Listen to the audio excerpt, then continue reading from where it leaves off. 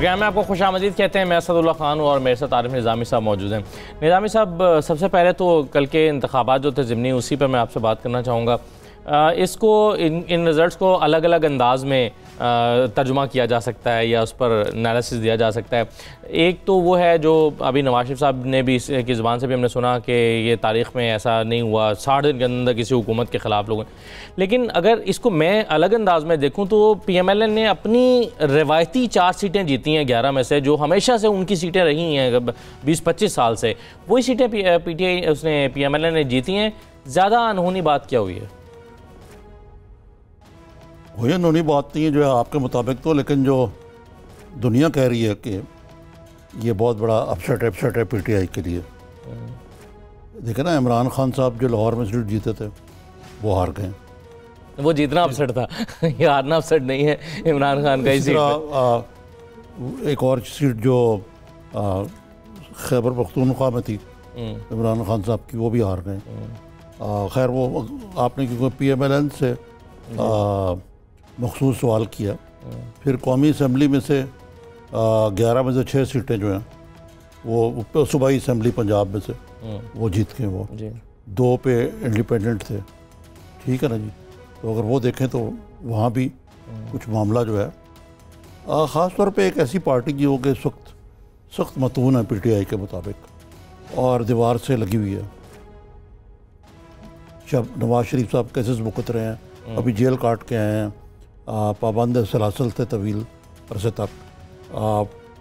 उनके ब्रदर खुद जो हैं उनकी अलग दास्तान है कि उनको इलेक्शन के दौरान ही उठाकर किसी और केस में बुला के दूसरे केस में उनको अंदर कर दिया गया और इंतहाई सब ह्यूमन कंडीशन में उनकी बेगम साहबा के मुताबिक उनको रखा जा रहा है 10 बाय 10 के एक सेल में जिसमें कोई रोशनदान नहीं है और एक बाथरूम के लिए भी कोई उनको आवाज़ देनी पड़ती बड़ी दूर जाना। एक 3 दफ़ा मुल्क का वज़ीर आला रहा है वो, चले जैसा भी है, चोर है चकार है आपके मुताबिक।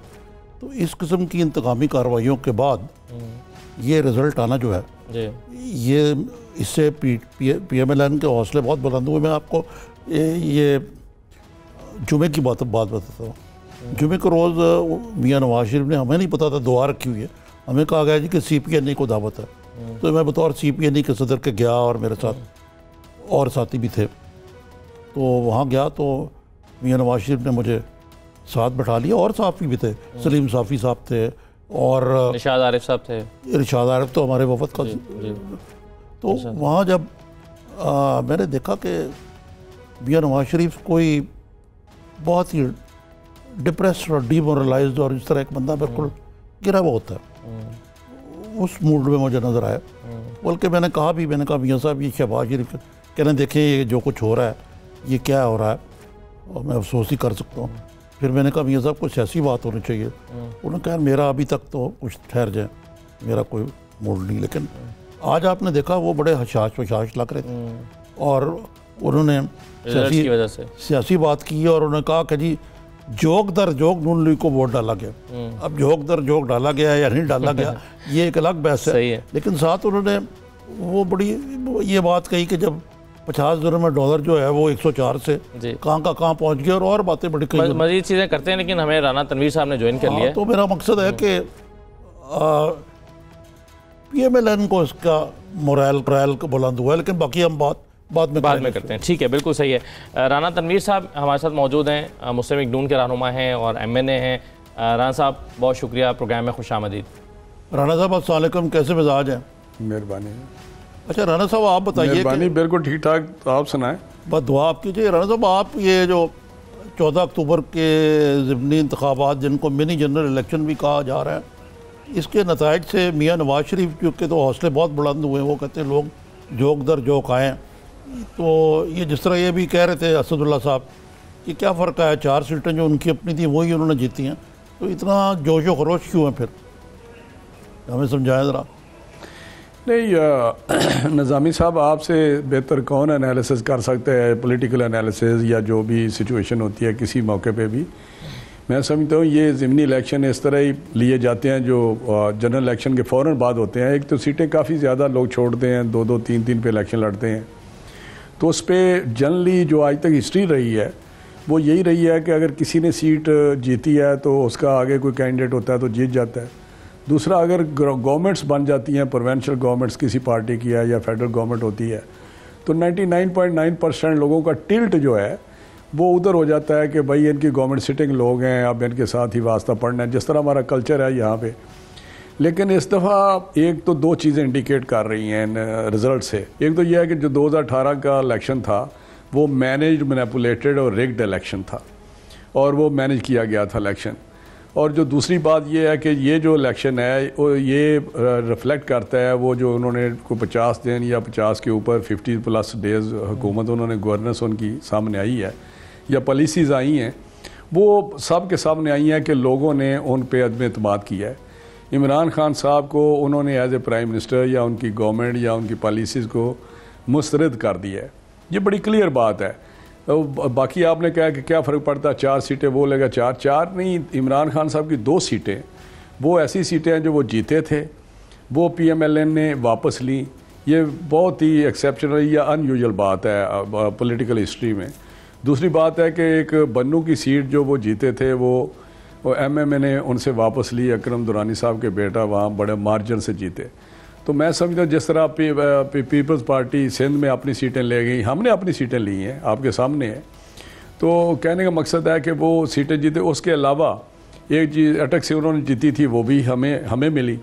ये बात नहीं कि 4 हमें सीटें मिली हैं, ना उनकी गवर्नमेंट टॉपल होनी है या उनसे कोई नंबर पे फ़र्क पड़ेगा, लेकिन यह है कि अटक सीट उनकी थी, हमने ली। लाहौर वाली सीट थी, हमने ली। एक और इमरान खान ने शायद कौन सी छोड़ी है वो भी दोनों सीटें वो हार गए, शायद KPK की थी। तो कहने का मकसद है कि ये इंडिकेटर्स हैं, ये रिफ्लेक्ट कर रहा है कि उनकी इस वक्त पोजीशन क्या है पॉलिटिकली। दो चीज़ें मैंने बताई, एक जनरल इलेक्शन। ये एक बात जो है फवाद चौधरी साहब जो उनके तर्जुमान हैं उन्होंने ख़ुद कही है कि अगर इमरान खान साहब जो हैं वो मैदान में होते और कैंपेनिंग कर रहे होते तो रिज़ल्ट मुख्तलिफ होते। क्या आप इससे मुत्तफिक हैं?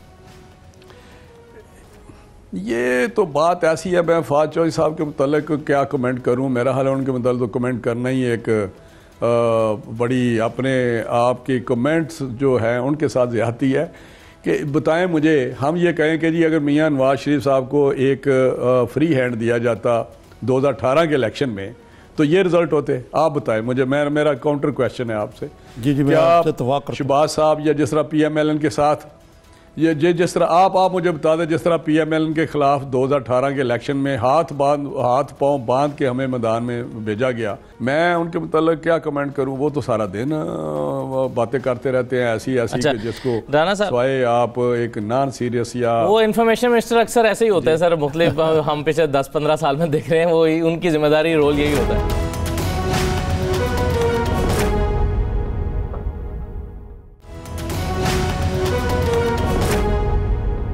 आप कह रहे थे कि ये रिजल्ट्स जो हैं वो ये शो करते हैं कि 2018 का जो इलेक्शन था वो रिग्ड था, मैनिपुलेटेड था। मेरे ज़हन में ये सवाल पैदा हो रहा है कि आप किस सीट के नतीजे से ये नतीजा अखज़ कर रहे हैं, क्योंकि आपने मेजर ताहिर सादिक अली अटक सीट की बात की तो उसमें मुझे लगता है कि वहाँ पर मेजर ताहिर सादिक जीते थे, उनका ग्रुप को टिकट नहीं मिला, इस वजह से वहाँ पर PTI सीट हारी। अगर उनके ग्रुप को टिकट दे देते इमरान खान तो वो सीट दोबारा PTI जीत जाती। उनका वो वहाँ पर एक लोकल एक फैक्टर था। यहाँ साद रफीक साहब की एक रिवायती सीट है, हमेशा से मुकाबला सिर्फ इमरान खान के ज़ाती नाम की वजह से हुआ था, पूरी पार्टी में कोई और ऐसा शख्स नहीं है जो यहाँ पर साद रफीक के मुकाबले में लड़े तो वही रिजल्ट शो कर सकता है। तो डायनामिक्स डिफरेंट है। आप किस सीट से इस नतीजे पर पहुंच रहे हैं कि मैनिपुलेटेड रिजल्ट्स? अब्दुल्ला साहब, आप 10,000 लॉजिक क्रिएट कर सकते हैं, दे सकते हैं, उसमें वजन भी हो सकता है, लेकिन हकीकत यही है कि उनका इस इलेक्शन में पता चला है कि उनका ग्राफ कभी भी इस तरह का नहीं था, वो इलेक्शन जीते। आप कहते हैं ताहिर सादिक क्योंकि उनसे नाराज़ थे। अगर मैं कहूँ कि एक मेजर फैक्टर ये था कि हमारी इन फाइट जो पार्टी में थी, क्योंकि लीडरशिप हमारी इतनी वो नहीं थी फ्री आज़ाद, जो पिंडी हम इसलिए आ रहे कि इन फाइट थी। चकवाल किस लिए आ रहा है ज़रा चेक करें, हमारे अपने बंदों ने एक दूसरे को हरा दिया है। फैसलाबाद फैसलाबाद ने डील कर ली थी, क्या खबर क्या आपको?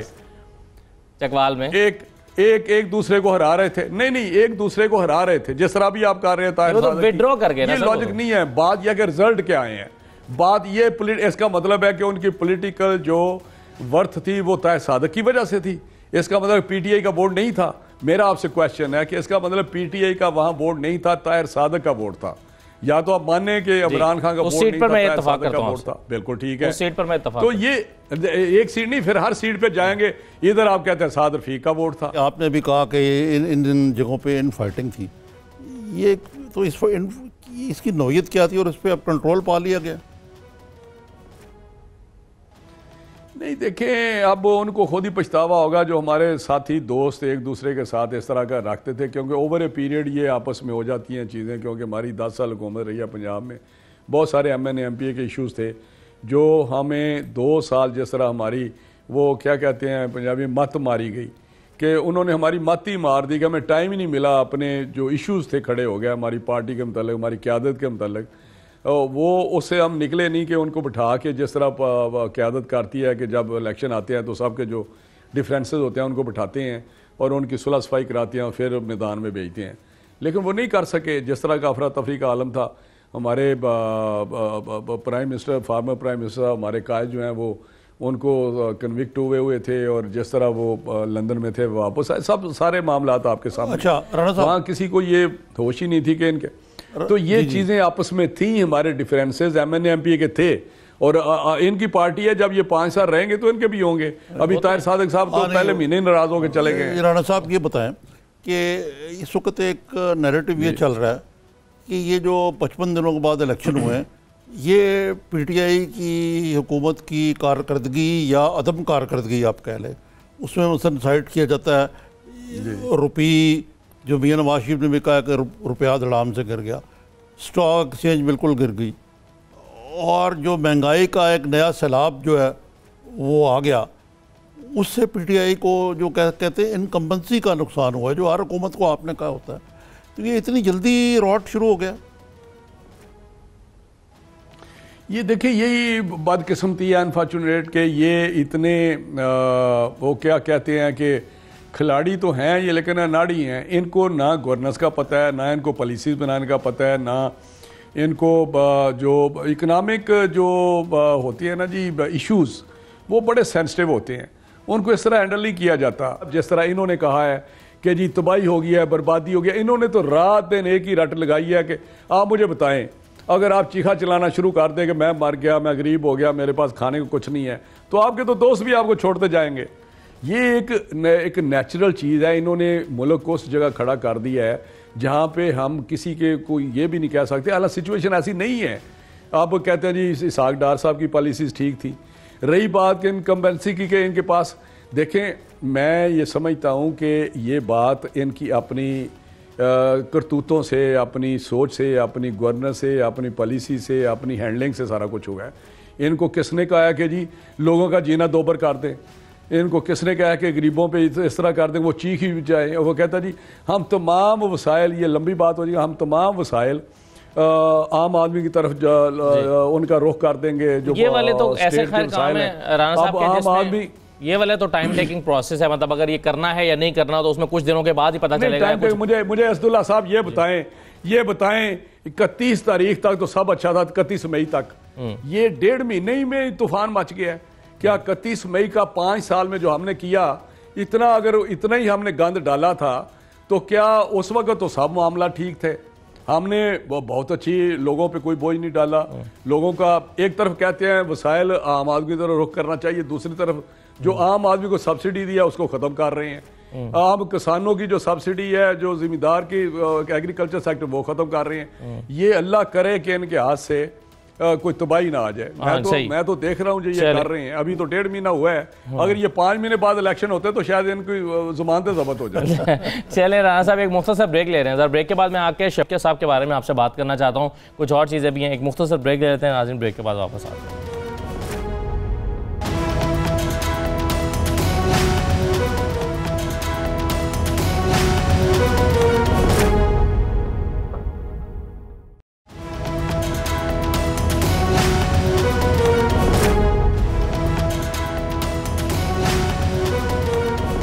ब्रेक ब्रेक के बाद आपको दोबारा खुशामदीद कहते हैं। राना तनवीर साहब हमारे साथ मौजूद हैं। राना साहब, एक डेवलपमेंट ये हुई है कि आम इंतखाबात में जो धांधली का जिक्र आप भी कर रहे थे, मुबैना धांधली चले कह लीजिए हमारी तरफ से और आपकी तरफ से धांधली, तो आप जिस धांधली का जिक्र करते हैं उसके इल्ज़ामात की छानबीन के लिए पार्लियामानी जो कमेटी उसका ऐलान हो गया, 30 अरकान पर ये मुश्तमिल होगी। ये तो अच्छी डेवलपमेंट है ना कि चलें आपका फ़ौरन मुतालबा था और फ़ौरन उस मुतालबे पर अमल करते हुए जो है स्पीकर साहब ने ये कमेटी बना दी है। आपके ज़माने में जब ये डिमांड हो रही थी तो आप तो उनको TORs ही नहीं बन पा रहे थे और फिर अदालत में उनको जाना पड़ा। तो अब आप अपनी जो शिकायत हैं वो सारी की सारी लेकर जाएंगे इस कमेटी के पास, जो आज तक एक भी स्पेसिफिक शिकायत जो है वो आप मंजर आम पर नहीं लाए? ये कमेटी तो बन गई है, लेकिन अभी डिपेंड करता है कि वो TORs कब बनाएंगे, किस तरह बनेंगे, किस तरह, क्योंकि बहुत अभी इसका सफ़र करना है, हमने तय करना है, क्योंकि उस पर टर्म्स ऑफ रेफरेंस पे ज़्यादा होगा कि टर्म्स ऑफ रेफरेंस कितना बनाते हैं, कितना टाइम फिक्स करते हैं और किस तरह का। लेकिन हमें तो बिल्कुल यकीन है कि हमारे पास एक वाइट पेपर भी तैयार किया हुआ है, जो इशू तो नहीं हुआ, शायद पब्लिश तो नहीं हुआ, लेकिन उसमें बहुत सारी एविडेंस है और बहुत सारे हमारे पास भी एविडेंस है जो हम लाएंगे और साबित करेंगे कि किस तरह धांधली हुई है और किस तरह अरेंज हुआ है सारा कुछ। इनका जो जहाँ केयर टेकर चीफ मिनिस्टर था हसन अस्करी, उसने कहा कि जी पोलिंग के दौरान जो है वो पोलिंग डे पे तो मैं कह सकता हूँ धांधली नहीं हुई, लेकिन 6 बजे के बाद क्या हुआ है उसका मैं भी कुछ नहीं कह सकता। शायद आपको पता हो, उनकी स्टेटमेंट ये थी केयर टेकर चीफ मिनिस्टर की कि 6 बजे के बाद क्या हुआ है उसका मैं कुछ नहीं कह सकता। तो मकसद ये है कि बहुत सारी चीज़ें हैं, धांधली हुई हैं, आप कह सकते हैं मुबैना धांधली, लेकिन धांधली से ही ये इलेक्शन जीते हैं। अच्छा राना साहब, मुझे बताइए कि आप कहते हैं ये इलेक्शन तो बड़े धांधली ज़्यादा थे, ये जो बाई इलेक्शन हुए हैं जो कल ही हुए हैं, ये फेयर एंड फ्री थे? जी देखें, इसमें 2-3 चीज़ें थी जो बेहतर इम्प्रूवमेंट थी। एक तो केयर टेकर गवर्नमेंट में जो फोर्सेस काम कर रही थी वो इसमें उनका अमल दखल नहीं था, और जो इसमें तो एक गवर्नमेंट थी सिटिंग, वही उसने करना था उसको मैनिपुलेट।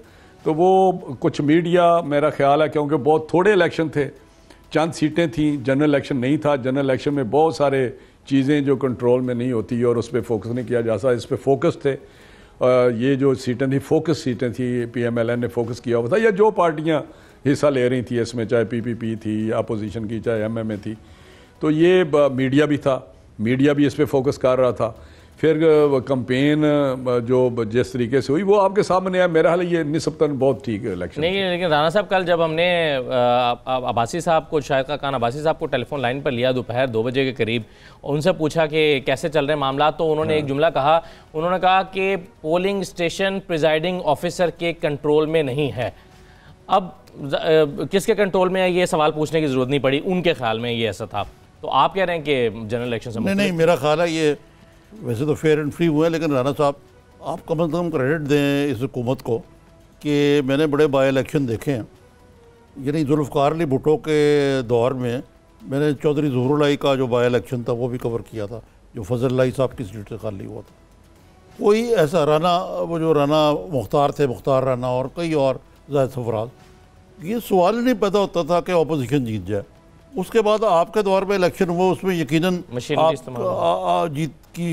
आप सारे आपने जीते तकरीबन, लेकिन ये किसी ने नहीं कहा कि धांधली हुई, कि लेकिन ये इल्ज़ाम लगा कि सरकारी मशीनरी इस्तेमाल हुई है। खान साहब को ये तो क्रेडिट देना कि इन्होंने चाहे तोहन या करन इलेक्शन तो करा दिया, फेयर एंड फ्री, कोई इदारा इस्तेमाल नहीं हुआ।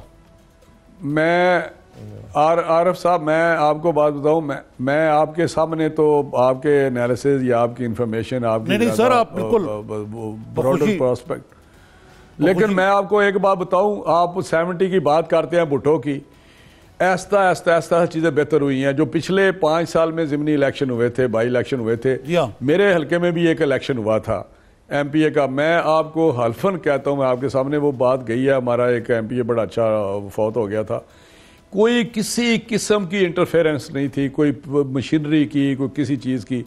इस तरह हम हारे भी हैं, अपनी PMLN का ऊपर भी गवर्नमेंट थी और नीचे भी थी, और हम कुछ इलेक्शन हारे हैं, आपके इल्म में होगा। जी मुझे इल्म है। तो ये ऐसा इसी की मिसाल दी है कि मैं भी ये कह रहा था टाइम चेंज हो गया। हाँ, टाइम चेंज हो गया बिल्कुल 100%, लेकिन ये जो जनरल इलेक्शन था ना, ये फिर हमें ले गए हैं वो पीछे किसी एक सदी में, और उसमें वो चीज़ें हुई हैं जो इस दौर में नहीं हो सकती। अच्छा, ये बताएं कि आपका 131 के बारे में क्या तज्जिया है आपका कि ये हुमायूं अख्तर साहब जो हैं ये फिर भी 50,000 वोट ले गए? ये कोई थोड़े वोट तो नहीं है फॉर ए कैंडिडेट जो जुमा 8 दिन पहले आपके साथ बैठे हुए थे, उनके भाई अब भी आपके साथ हैं। तो ये कैसे हुआ ये? लेकिन वो मैंने सुना है कि इंटरव्यू 2-3 दिन पहले कोई ले रहा था इंटरव्यू हुमायूं अख्तर से, तो बड़ी मुश्किल में था वो अपने आप को डिफेंड कर, अपना जो कैरियर है उसका किस तरह वो शिफ्टिंग होती रही। वो कह रहे थे कि मैंने जो PMLN को अप्लाई किया वो एज ए अलाय किया, जो 2008 में शायद उन्होंने वो मेरे ही साथ उन्होंने बात की थी। वो मैंने उनको क्वेश्चन किया था कि आप ये गलत कह रहे हैं, क्योंकि मेरे पास उनका वो आप बताएं नामजदगी कागज नामजदगी थे। जब ये बात हो एप्लीकेशन फिर उन्होंने निजामी साहब ये कहा कि मेरा भाई, उसने कहा जी आपका भाई अभी PMLN में है, तो उन्होंने कहा कि बड़ा अच्छा आदमी है हारून, तो उसने कहा कि जी वो PMLN के वोटों से जीता लेकिन है इंडिपेंडेंट। मतलब उससे कोई लॉजिकली बात भी नहीं हो रही थी, है वो नून के वोटों से जीते हैं लेकिन है वो इंडिपेंडेंट।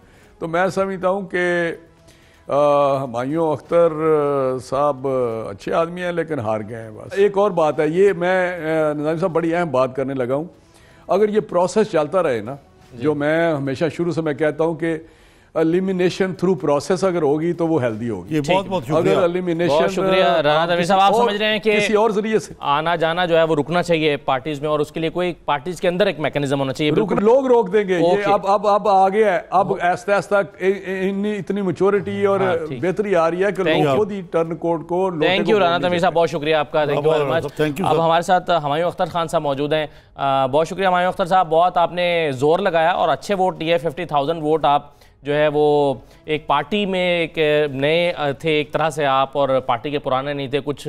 हमारे पास खबरें हैं कि पार्टी के लोगों ने भी पूरी तरह से आपको हल्के में सपोर्ट नहीं किया, लेकिन फिर भी आपने 50,000 वोट लिए। क्या हुआ, छाती धागे को नहीं लग सकी आपकी, क्या हुआ? देखिए, अव्वल तो मैं इस बात से मुतफिक नहीं हूं कि पार्टी ने मेरा साथ नहीं दिया। पार्टी जो है 131 में साथ दिया है, और कई लोग अगर उनके वजीर बन गए थे और खुल के कैंपेन नहीं कर सकते थे तो वो अलग बात थी। मैंने जिसको रिक्वेस्ट की, बल्कि पार्टी सतह पे कमेटी बनी जो कि वार्ड वाइज घूमी है मेरे साथ, मेरे लिए बहुत अच्छी कैंपेन की है। तो ये तो मैं मुतफिक नहीं हुई है आपके इस व्यू से। जनरली वैसे ये कहा जा रहा है लेकिन ये हुआ नहीं हकीकत में।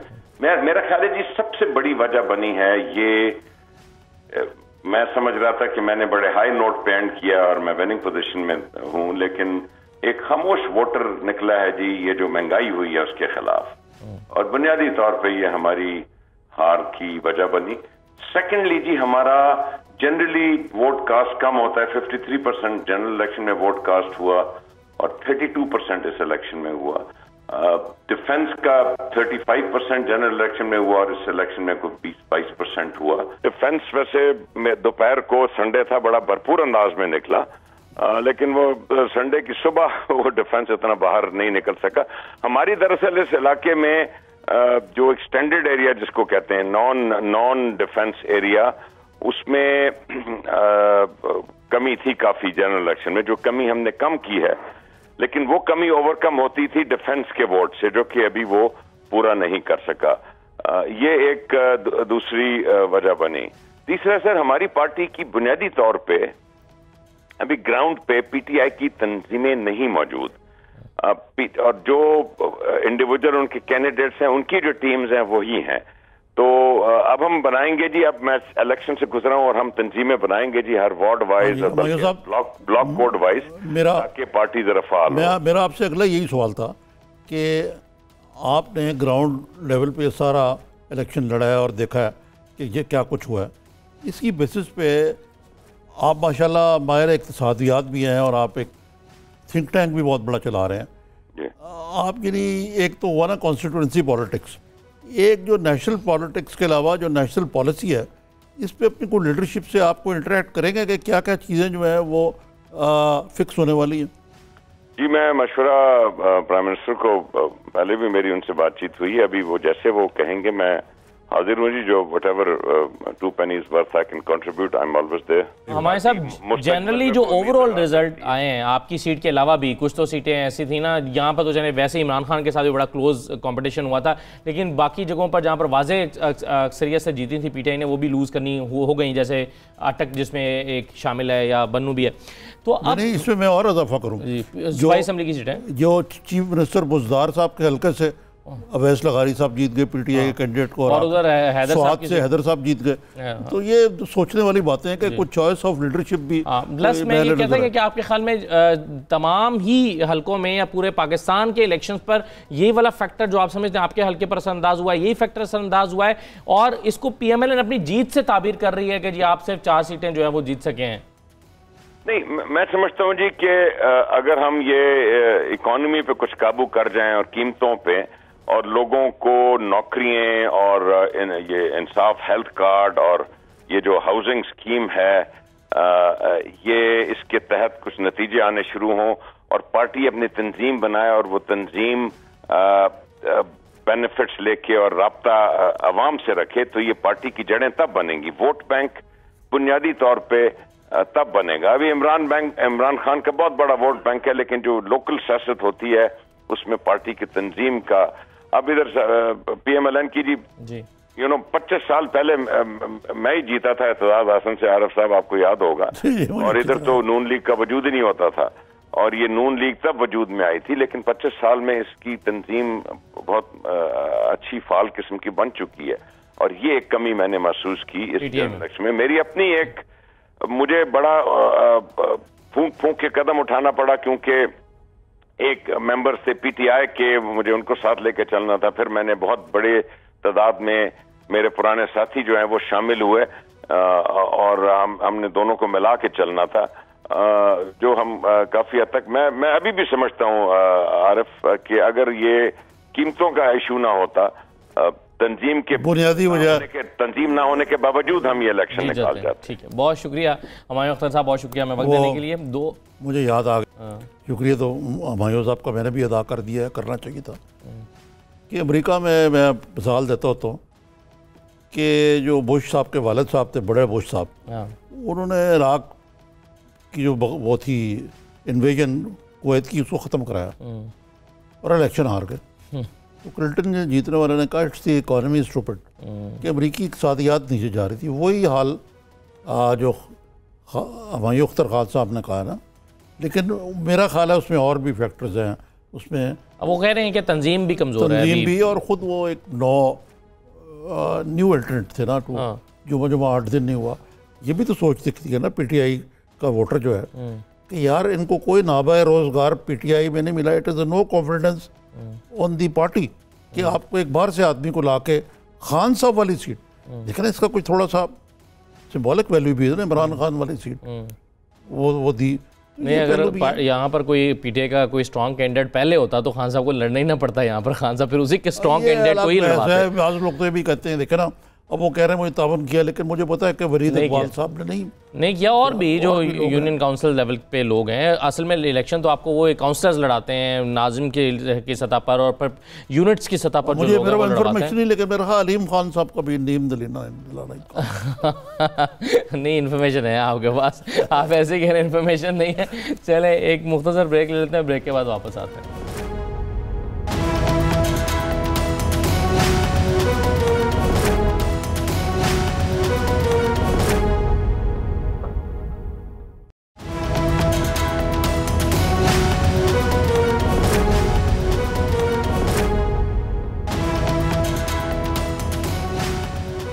ब्रेक के बाद आपको दोबारा खुशामदीद कहते हैं। अच्छा निज़ामी साहब, हुमायूं अख्तर साहब से जो बात हम कर रहे थे और वो अपने हारने के जो फैक्टर्स हैं, जो उनको लगता है कि 2 फैक्टर्स इंपॉर्टेंट वो बता रहे थे, लेकिन साद रफ़ीक साहब जो हैं वो भी मुकम्मल नतीजा आने तक मुसलसल घबराए हुए थे और कुछ ट्वीट्स भी कर रहे थे, कुछ बयानात भी दे रहे थे। उनके बयान का इलेक्शन कमीशन ने नोटिस भी ले लिया, फिर उन्होंने ये भी कह दिया कि आरटीआई सिस्टम आज फिर काम करना छोड़ गया है और क्यों 198 पोलिंग स्टेशन के बाद बकिया 44 के नतीजे क्यों रुके हुए हैं। आपको पता ना कैसे हुआ था कि एक मरले पे जो आए जिसमें साद रफ़ीक साहब लीड कर रहे थे थोड़े वोटों से उनको, उसके बाद रिजल्ट रुक गए काफ़ी देर के लिए। वो कहते हैं 44 पोलिंग स्टेशन के रुक गए।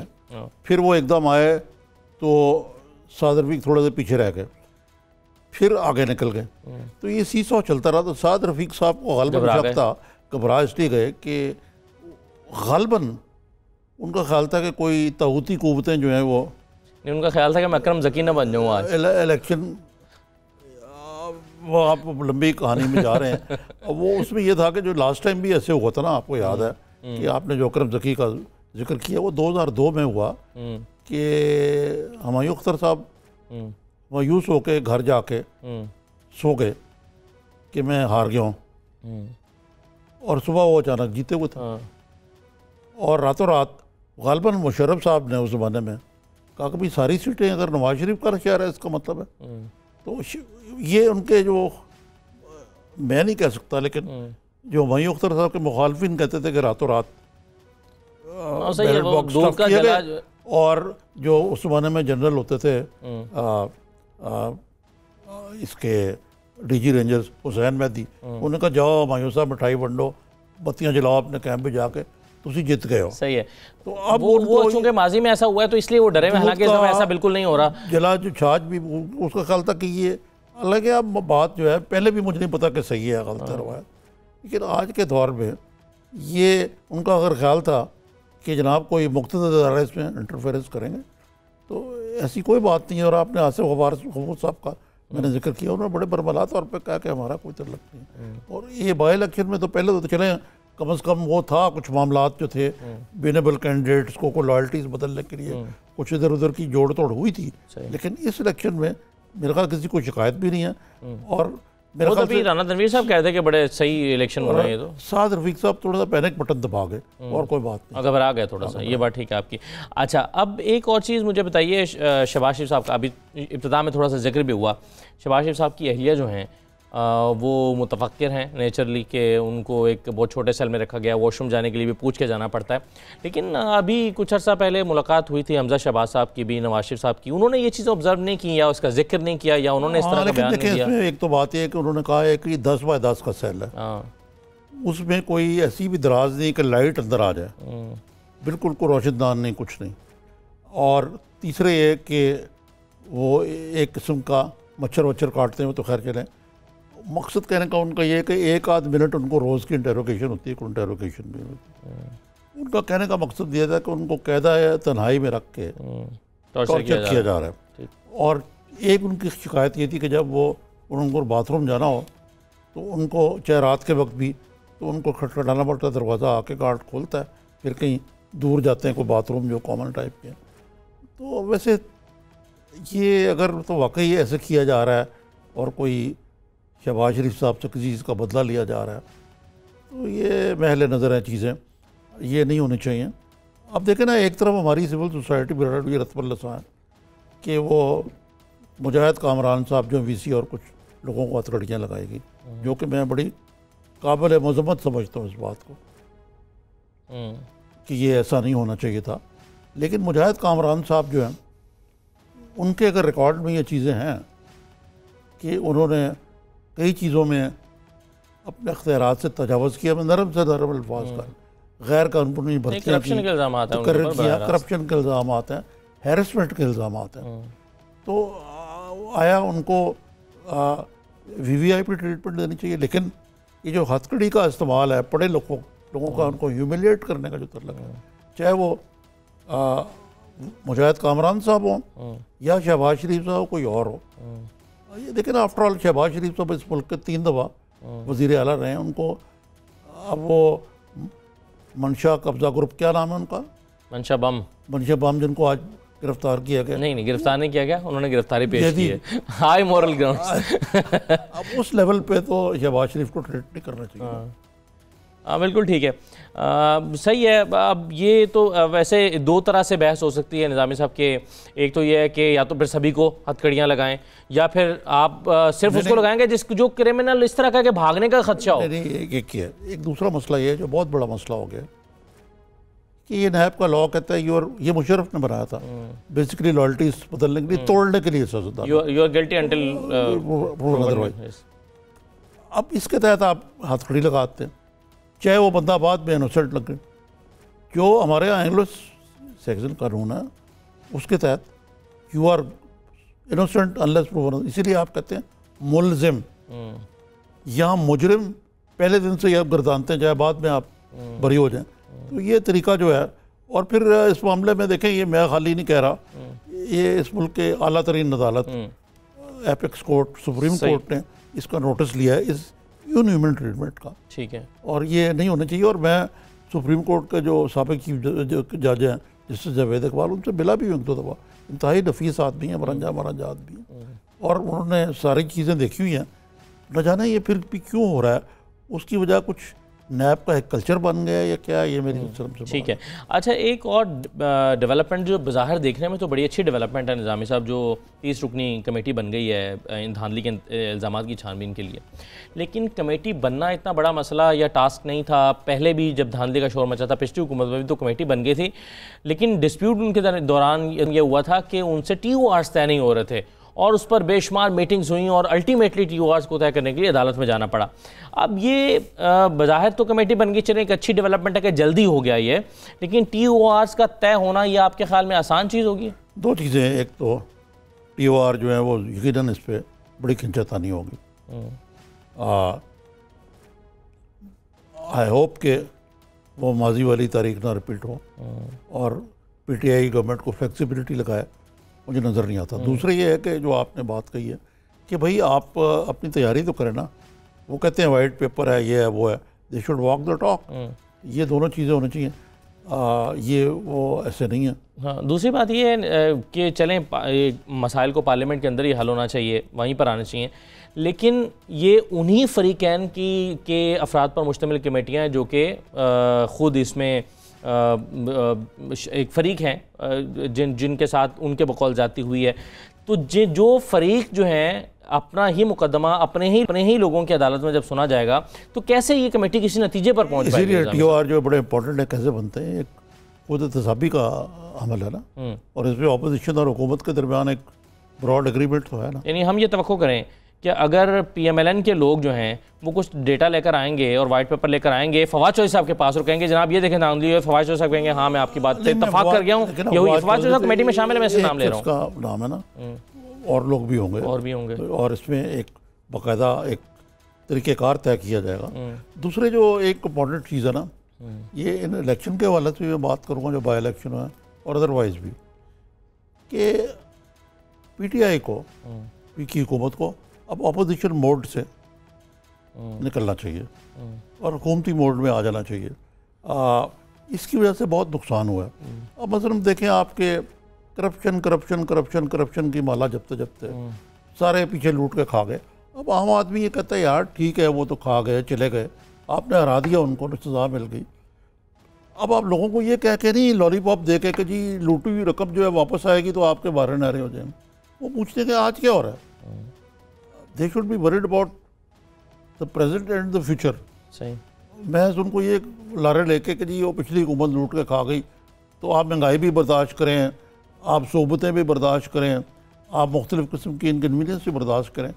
अब ये जो एक और फैक्टर जो मेरे नज़दीक इन इलेक्शंस में इस हुकूमत के ख़िलाफ़ किया है, वो बड़ा अच्छा लगता है। मैं नाजायज़ तजावुज़ात इन्होंने शहरों का बेड़ा गर्क किया हुआ है, करप्शन का एक बुनियादी गाड़ा। लेकिन होता पता क्या है कि ये नाजायज़ तजावुज़ात करने वाले कब्ज़ा ग्रुप्स और अदरवाइज़ ये कब्ज़ा करके वहाँ कुछ बना के भेज देते हैं, मिली भगत के साथ बल्दियाती इदारों या जो भी होता है ये आगे भेज देते हैं, वो आगे भेज देते हैं।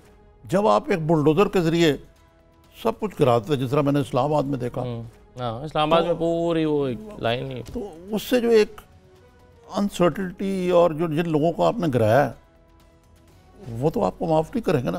और ना वो जिन्होंने पैसे देके खरीदा, अगरचे उनकी भी गलती है कि उनको नहीं खरीदना चाहिए था, वो जो उन्हें पता डिस्प्यूटेड जगह है। भी ज़रा थोड़ी सी ये बुलडोज लिटरली नहीं करना चाहिए हर चीज़ को। ये हुकूमत को ज़रा ये चीज़ें जो है इनको मद्देनज़र रखना पड़ेगा। ठीक है, सही है। चलें इसमें, लेकिन निज़ामी साहब मेरे अब ज़हन में सवाल ये आ रहा है कि अब मैं खुद ज़ाती तौर पर ऐसे बहुत सारे लोगों को जानता हूँ कि जिन्होंने ऐसी जगह अपनी जमा पूंजी से इसलिए ख़रीद ली कि ज़रा सस्ती मिल जाती हैं जगह, और अपनी छत बना ली और वहाँ पर रहना शुरू कर दिया। लेकिन फिर सवाल यह है कि इन्हीं की आड़ में फिर वो लोग जो कि स्ट्रॉन्ग हैं और कारोबार करने के लिए वो करते हैं, इसको कैसे आप डिफ्रेंशिएट कैसे करेंगे? ये बड़ा आपने बड़ा अच्छा सवाल किया। लेकिन मैंने देखा इस्लामाबाद में भी तो मैं कई लोगों को जानता हूँ और लाहौर में भी शादी हॉल्स बने हुए थे, आज ही मैंने देखा इस्लामाबाद से बड़े बड़े कब्जा ग्रुप्स जो हैं ये मौजूद हैं, मगरमच्छ हैं, ये सारी सियासी जमातें इंक्लूडिंग PTI में मौजूद हैं। सही है, चलें बहुत शुक्रिया। इस पर वैसे मजीद भी बात हो सकती है क्योंकि है ये कॉम्प्लिकेटेड इशू हुई है, इसमें मतलब फेवर और अगेंस्ट दोनों दलाइल मौजूद हैं। बहरहाल आज का ये प्रोग्राम था, इस पर अपना फीडबैक दीजिएगा, मुझे इजाज़त दीजिए।